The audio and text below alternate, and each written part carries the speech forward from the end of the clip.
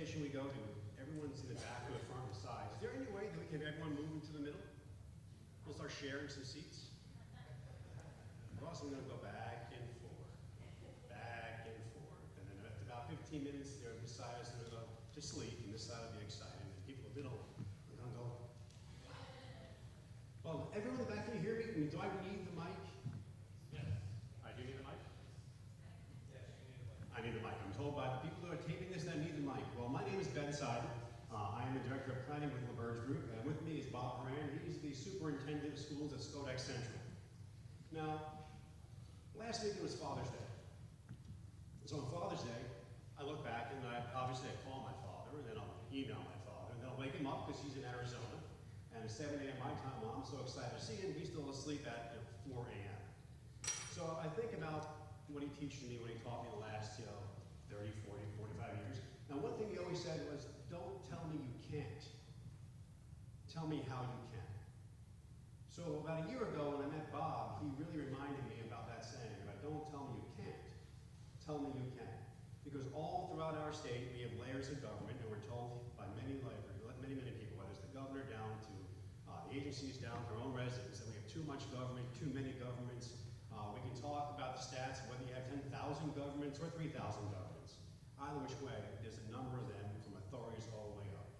And everyone always says to me in every community, don't talk to me about my village. Don't talk to me about my town.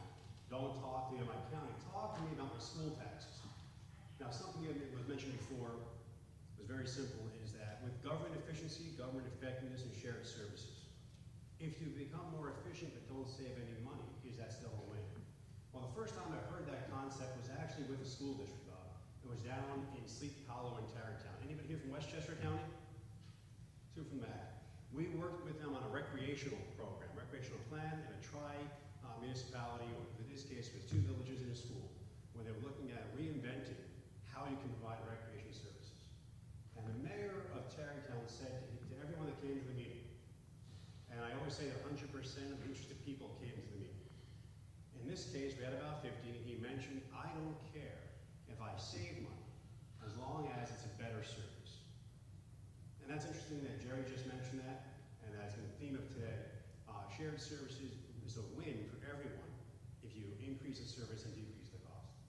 It's also a win if you can be more efficient and more effective at the same cost. So I echo what Jerry just mentioned. I hope that over the years come through that our state leaders understand that if we are more effective and more efficient, that it's a win, and we should get that tax credit extended for that purpose as well. So I want to thank you all for thinking about that. But before we go forward, how many of you, because I missed the morning, how many of you from schools? Please raise your hand. How many from towns, villages, and counties? See, I asked that question down in the Association of Towns about schools purposely because it seems to me that our greatest resource in our towns are our schools. Yet very rarely do our school superintendents and our town boards interact. Very rarely do they go to each other's meetings. Very rarely does a school superintendent go to a town hall and say to the supervisor, I have resources. Yet everybody's dining room table, when every Sunday goes by and look at your budget, you're asked at your own home to do more with less. And you put your hand in your pocket and go, this pocket goes to the town, and this pocket goes to the school. Yet it's the same pocket. It's the same checkbook. But the schools aren't talking to the towns. The towns aren't talking to the schools. In this case, I say towns liberally, and I don't mean ideologically liberally. When I say towns, I mean towns, counties, and villages. All of our governments need to start embracing our schools and inviting them to participate. Because when talking about shared services, behind me is some key impacts in local governments. It's also key impacts on schools. So when we talk about sharing services, you heard all day today that we want to contribute to the efficiency of those services. We want to eliminate or minimize the duplication of those services. Well, I want to stop right there for a second because Green Island was here before. They spoke this morning. In Green Island, there's duplication of services almost in every layer, you would think, because you have a village and a town that's coterminous and a school district that's coterminous. So 3 layers of government with the same boundaries. You would be bound to have duplicity, except in the village of Green Island, they all work together in this very unique situation. The village government and the public authority, in this case the power authority, actually do things to the school. They plow the schools. They plow the parking lots, they plow the sidewalks. The school provides services to the village and purchasing. So in that case, they are actually working together to reduce the duplication of services on a local level. Other areas we ask about shared services and key impacts is that we look at ways to improve the services through timeliness and through efficiencies. And finally, we talk about key impacts of local governments. We're really talking about focusing on those services that can be better provided by sharing or consolidating amongst each other. These are all things you learn about today. But again, this is a unique audience. It's an audience where schools are part of the discussion on how to become more efficient, how to save costs. But whenever I go throughout the state, I talk to villages and towns, but nobody ever looks at the schools. We were in Cambridge, in Washington County, and the village of Cambridge is in 2 towns.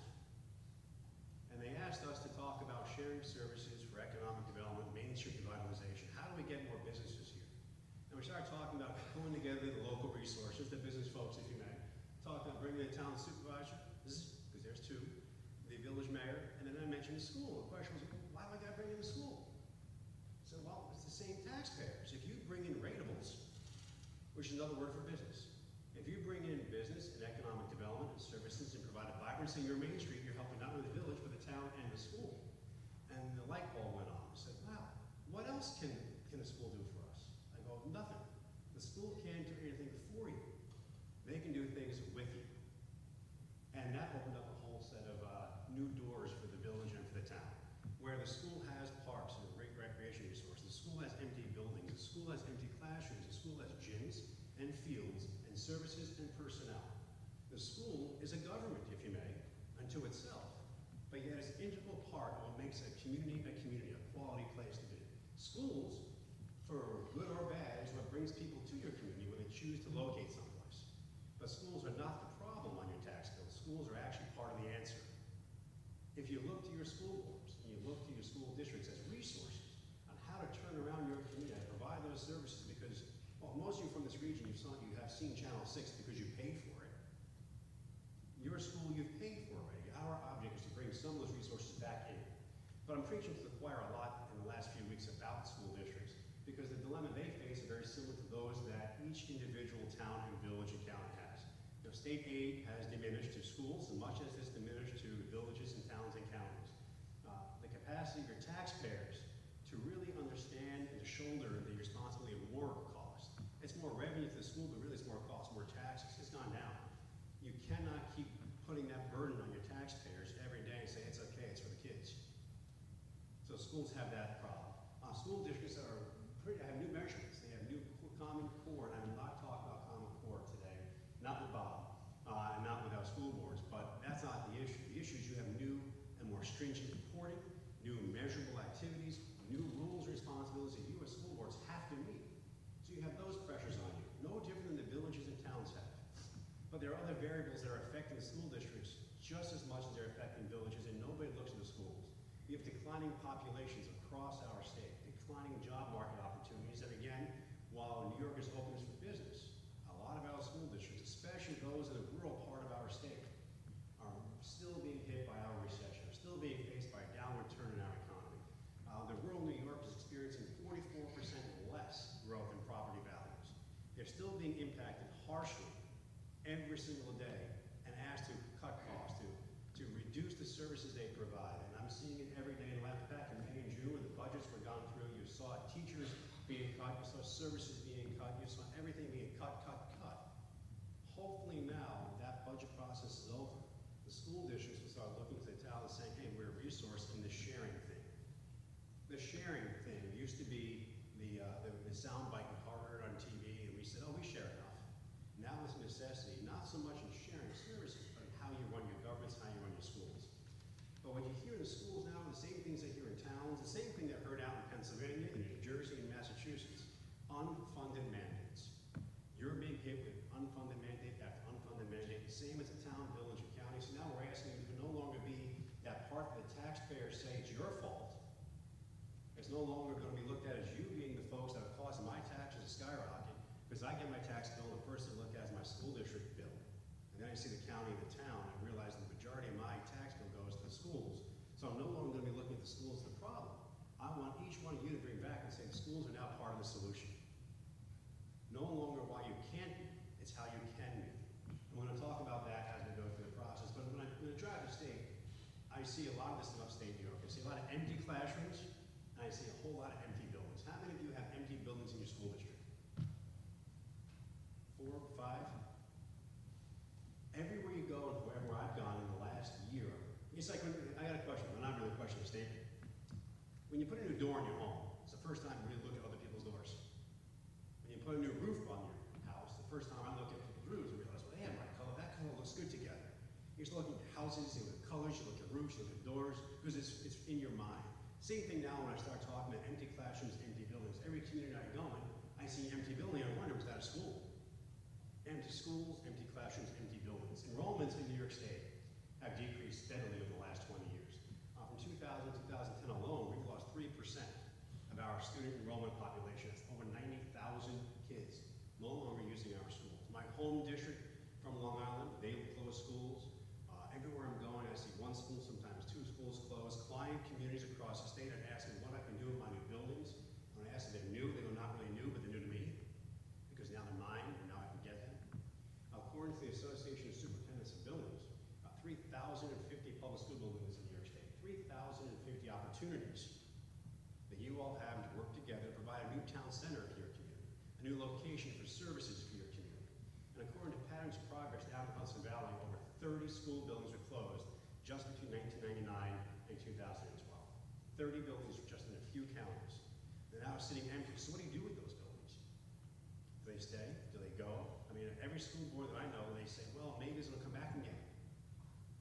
Maybe our enrollment will come back in 15 years, let's keep it. Or they talk to BOCES, or they lease it out, or they do other things with the building. But the building becomes empty because the enrollment's changed. So what can I do with that? Instead of being part of the problem, we ask the communities to change it and be part of the solution. No longer what can I do with that building, get rid of it.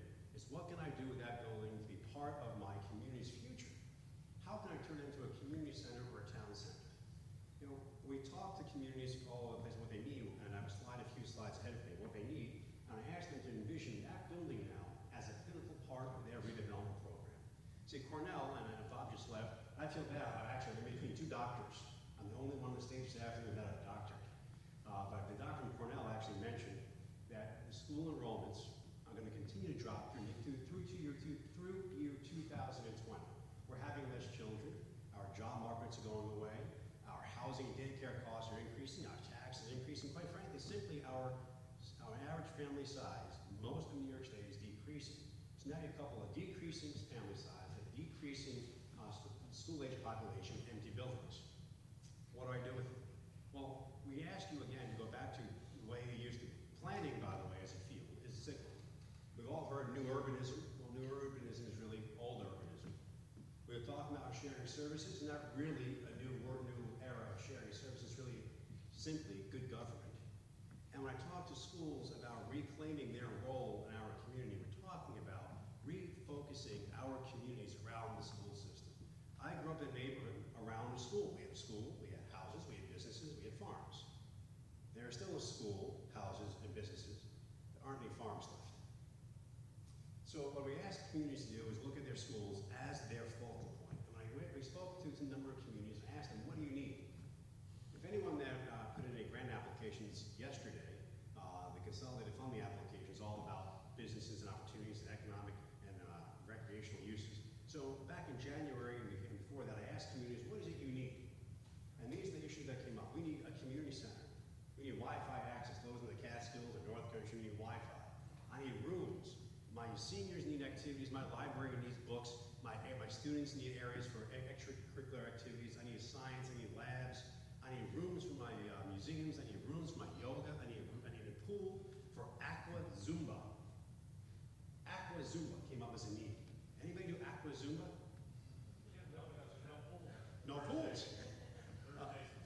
Thursdays and Tuesdays, aqua Zumba. I learned what aqua Zumba was. I went over to do aqua jogging, almost like aqua Zumba without the dancing. And there's a whole host, about 50 seniors are doing this thing in the pool, and a little lady was screaming on the pool deck. So I had to ask, what are you yelling at? She goes, I'm not yelling, I'm supporting. Okay, what are you supporting? She goes, everyone doing aqua Zumba. So I nodded my head, not wanting to look like I didn't know what she was talking about. Go home and Google it. I now know what aqua Zumba is, and now I know what communities wanted. They wanted a place where they can have their seniors participate in exercise, non-impact. And I'm saying it because what I'm trying to get across is every community has this list of ideas, recreation fields, little league fields, trails, and gym space.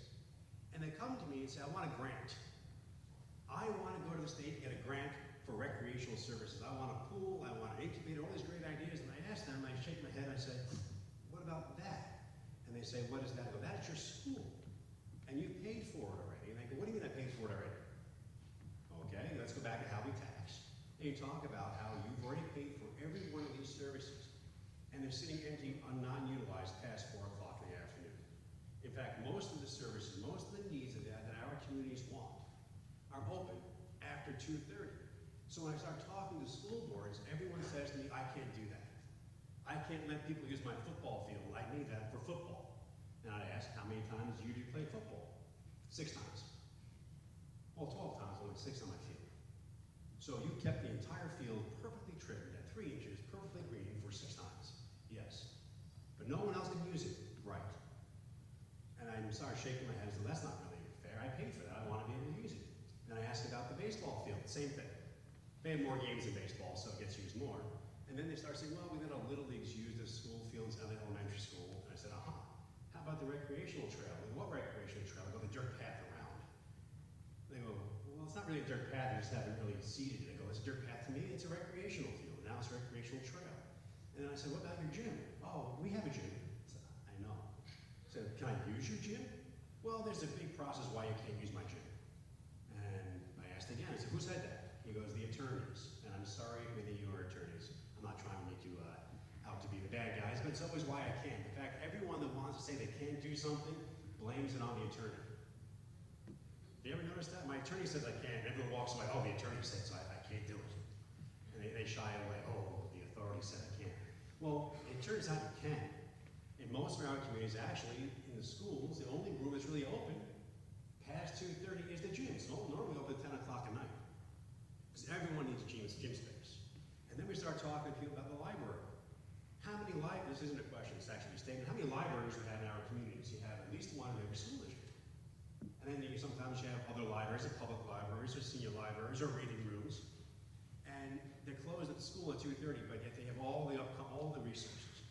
They have all the computers, they have all the internet, they have all the rooms, all the video conferencing capabilities. Every classroom that my daughter's in is a smart board, yet nobody can use it. Businesses are trying to incubate, but they don't have the resources, but the schools have it. People are trying to become healthier, but they don't have the resources, but the schools have it. This room here is the auditorium that's being shared, and I thank HVCC for that. But many of our school districts have a room like this. A smaller room it may be, but they have the resource available for the community to use, yet nobody asks. Our seniors need rooms to do art, community activities. Our schools are rooms that are empty and that you've paid for and just sitting there. So the concept became, how can we get the schools to really participate and get past that I can't, but I can. You know, there's a statement, anyone who watches late night TV, I mean really late night, it's almost early morning, knows this statement, if you do what you've always done, you'll get what you've always gotten. Anthony Robbins, he's about 6'4", black hair, big teeth, sells a lot of self-promotional books. That's what he says. And when you start talking about schools, that's the comment that always comes up in my head. If you always do what you've always done, you always get what you've always gotten. If you always say, I can't, and stop, you'll never get ahead. Can't is a bad word in my household. Quit is a worse word in my household. I actually said I give up to my daughter once in an argument. She said, I said, that's it, I'm done, I give up. And she started crying. She says, Daddy, giving up is not allowed. It's a bad word in our house. So I go back to our schools and say, I can't. I say, don't give up. Find a way you can. Well, there are some examples of schools working with the towns already. Most of it is around empty buildings. So in the town of Bethel, they turned the old school into the courtroom. San Armenia with their town hall, my hometown, town of Colonies, former school, and town of North Greenbush, right here in Rensselaer County, right down the road. They have an old school they turned into their town hall, a community center where you have a field out back, a gazebo, you have a library, a senior center, and an annex. And I like that one as an example. The longer version of our presentation talks about physically how you make a school part of your town center. And North Greenbush is that example. You want to place it in proximity of Main Street, in our case it's Main Avenue. It's right across from stewards and businesses, and they're actually a part of the fabric of their hamlet of Watkins Glen. That that new school which was there is now their community center. We spoke on moving the farmer's market from the corner over here from the fields actually onto Main Avenue. We talked about walkability and proximity in the library. We were involved in the activities, but the school itself became the community center because of the hub of activity in that area. Other areas of how you can use your school or work with your school is Watkins Glen, a completely different venue that we have here. But in Watkins Glen, they had a middle school. Going back to the enrollment decline, they have to close their school. And when you close a school, you always have the issue of, do I just shutter it? Do I sell it? Or do I reuse it? They went through a reuse analysis, understood that they had a real opportunity, a gem. And us planners like to call things gems. They have a gem of an opportunity because they're right in the middle of their neighborhood. So what do you do with a school that's literally right in the middle of your neighborhood? Well, they're going to put senior housing because there's two needs they have. They have an aging population. You also have a senior housing complex on the waterfront. It's a good use of the waterfront when you have a senior housing complex there. That was a little bit sarcasm. So they're going to move the seniors, provide them better living arrangements, more walkable to their main street, attached to a new performing arts center and a library in that facility, thereby freeing up space along the waterfront, involving them in the neighborhood, creating a central focal point of the village right here. They have 51 senior housing. They're going to team with the YMCA, provide gym space, activities, and create a town center in the middle of their neighborhood. That's how you say, that's how you turn the no, I can't, into I can. There are many, many areas in where our schools have the opportunity to break down that barrier. Instead of saying, no, I can't, say I can. And when you start doing that comment again, you start looking back at Schodack.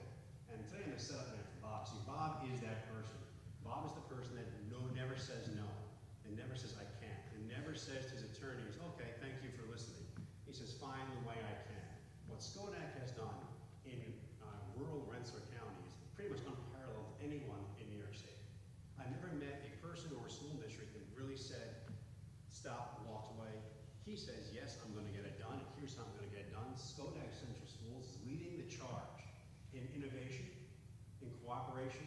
They're leading the opportunity for saying yes to their residents, saying that I am a key player. Bob does what other superintendents don't do. Bob goes to the town board and meets with them. He goes to the county executive and meets with her. He's a partner in progress and an example of what can be done in innovation. What I want to do is turn it over to Bob Brand, talk about the examples in Schodack of how you can say, yes, we can. Thank you. I hope I did now deliver. So anyways, as Ben said, my name is Bob Moran, and I'm the Superintendent of Schodack Central School District. Just so you know a little bit about where Schodack is and what we're doing out there. We're located just off exit 11 on I-90. A lot of people don't know where we are. They think of, they don't know what Schodack School District is, but if you say Maple Hill High School, that's Schodack Central School District. We're 10 minutes from downtown Albany. I can be down in my legislative offices within 10 minutes, and that's being under the speed limit and not breaking any rules and regulations. We have, 9 years ago when I started as the principal, we had about 1,400 kids K-12. One elementary school, one middle school, one high school. My population today is right around 998 students. We've dropped that many kids in a short period of time. And like most small school districts, we have to think about what we're going to do with our building. The building that has the lowest population. Currently, right now, my middle school, which is grades 6 through 8, I have 240-something kids in that building.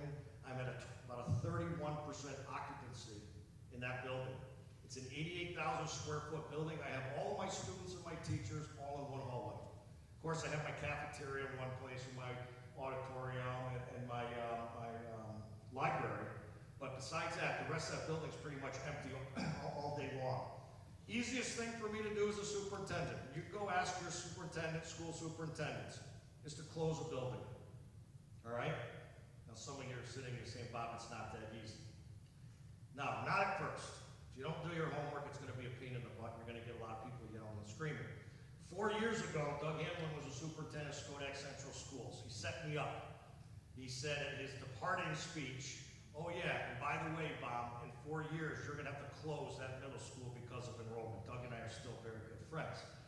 The community said, well, what do you mean? What do you mean? Well, we've worked on communicating why we don't have to close a building, but how we're gonna repurpose a building. Again, as a superintendent, I can go through all the demographics, I can have all the community meetings, I can have all the support, all the facts as to why I wanna close a building. And I'll probably have 50 to 100 people that are upset, but a majority of my population is gonna understand that's the right thing to do. Take your resources, split it between 2 buildings, not 3 buildings, stop sharing teachers. It's what's best for the students. You show them the advantages to an academic program, and it's gonna be okay. And after about 2-3 weeks of yelling and screaming, everything's back to normal. I closed the building. We're not gonna close a building. We're repurposing a building, and I'll talk a little bit about that. It's a little bit more work, but it's more of a benefit to the community. So you know where we are, you know kind of the situation where we're in. We have been through the merger study. I see Carl over here. Carl will tell you, I first came in as superintendent 4 years ago. I got handed a merger study with Ichabod Crane, and they had a first-year interim superintendent. The 2 of us were said, hey, do your merger study. It should take you 6 months. Come back with the results. 18 months later, we did a detailed merger study. It actually was a lot of fun, but it took an awful lot of time. We learned an awful lot about both districts, the pros, the cons, how we could enhance educational programs.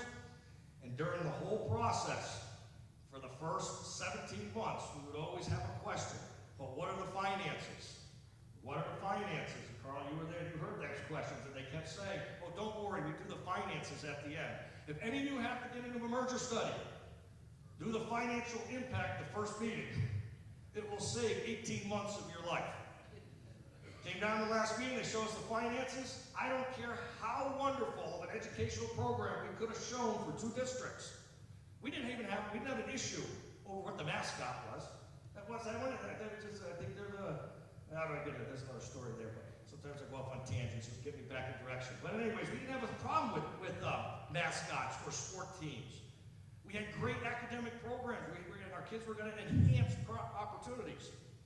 But when it comes down to one district having to pay more and one district having to pay less, it's a done deal.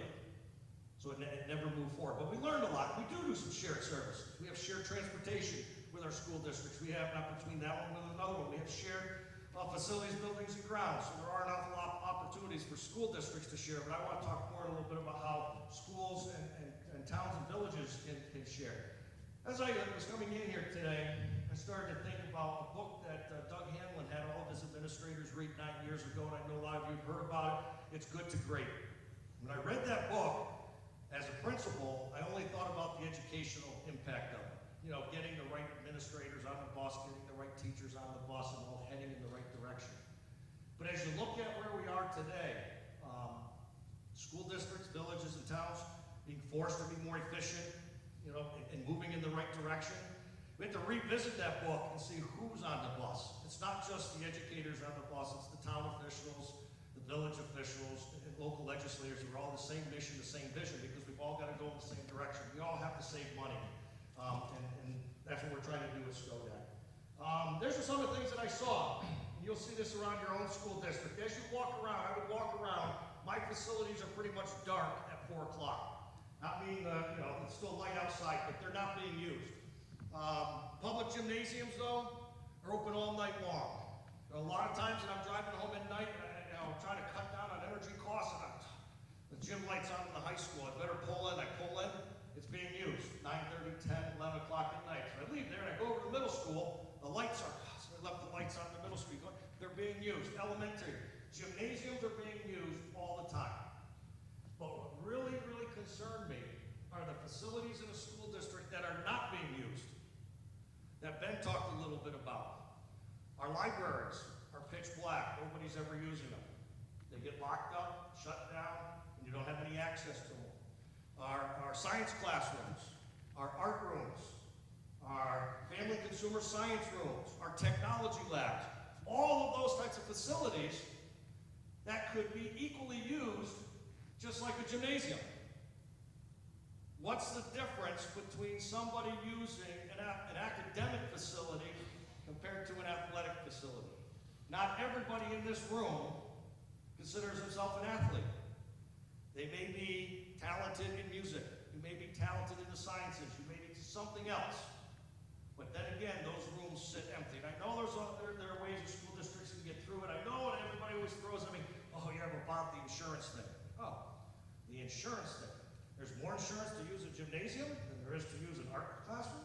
There are ways around those. They follow the same rules and regulations. So it really made me kind of think to look about how can we reuse or repurpose our facilities without closing a building and really pay attention to the community and get the community to be more involved in these classrooms. So if Schodack, if you're at Schodack, and I know I have one board member here, I see Jeannie over there, you will never hear a board member mention the word close a middle school or close any building. We're repurposing our buildings. Because truly, for a school district, I could close it, I could sell it for $1 or maybe $100,000, depending if the market was right. But I never get that building back if I sell it to somebody. Or I could repurpose it, meaning that I still have a lot of activity, movement, and use of that facility. I am hopeful that even though my enrollment went from 1,400 kids to 998, that this area is going to change. My number is going to go back up to 1,400, 1,500 in the near future so that I can start to move kids, students back into that building. Now, people say I'm crazy because I've done the demographic study, and maybe that's not going to happen to the year 2025, and I'm not going to be here, but at least we still have that building that we can go back into. So, opening our doors to the community. You're going to talk quickly about two things, opening up to our community and then innovation, because innovation is a big part of today. Here's what I would see as I go around my building. I would see an empty cafeteria. This cafeteria is at my middle school. That can seat about 800 people. And it has a full stage on the other end with lights, ability for sound systems, and so forth. It's really only used a few times a year. Once a year for a middle school drama production, and probably 3 or 4 times a year for a middle school concert. That stage sits empty after 3 o'clock unless they're practicing for drama all night long. And I know in a small rural community like Schodack, we have an awful lot of talent where bands could be practicing, taking advantage of that space. The one thing that also excited me about this room, I know that last year, many of you know the Peters Dairy Farm burnt to the ground right around this time last year. It was devastating for the community. We have 4, maybe 5 firehouses within the community. They all got together because they wanted to have some type of a fundraiser, community fundraiser for the Peters to show their support. I got invited to the fundraiser. I thought probably just so that I could advertise it throughout the school. We're sitting there, and in one firehouse, a Castleton Fire Department, so I can't fit more than 100 people. And the other, I can only fit 75. I don't have parking. I'm sitting there thinking, I put my hand up. I said, well, I can see 800 people, and I have plenty of parking. Why don't you come use the school? It's like dead silence. Now I'm a fairly new superintendent, so I have so many years that I can make mistakes, I guess, okay? And I don't get locked up. That's what I've been told. And they said, well, we've been told before that we can never use the school for these types of events. I don't know. Nobody ever told me. Can't use it. So I opened it up. We got involved. We put 500, or I think at the end of the day, 600 people. The fire department came. They used the kitchen. They used the ovens. They used the stoves. They used the sinks. We used the bathroom facilities. We even got our custodians to volunteer their time because they were part of the community. The event, I believe, started at 12:30. You're supposed to go to 4 o'clock. We even brought a local community band in. They were up on stage. I had to actually start doing what they do in middle school. It just drives me nuts too. They flash the lights, and that's supposed to mean you quiet down. Does that happen in anybody's world? That's something else I'm going to address someday. But anyways, I had to actually flash the lights at 7 o'clock at night on a Sunday and say, guys, we got to go home. The community came together. People hadn't seen each other for 10, 15, 20 years. They didn't only just come there for the Peters. They came there as a support group. It did not cost anybody anything. All right? All the fire departments had their insurance certificates. The school opened their doors. We're able to section off where you can and can't go. So the cafeteria is something that I saw. I'll talk about this other gentleman over here reading to the little kids there. Other things that you see at night, libraries.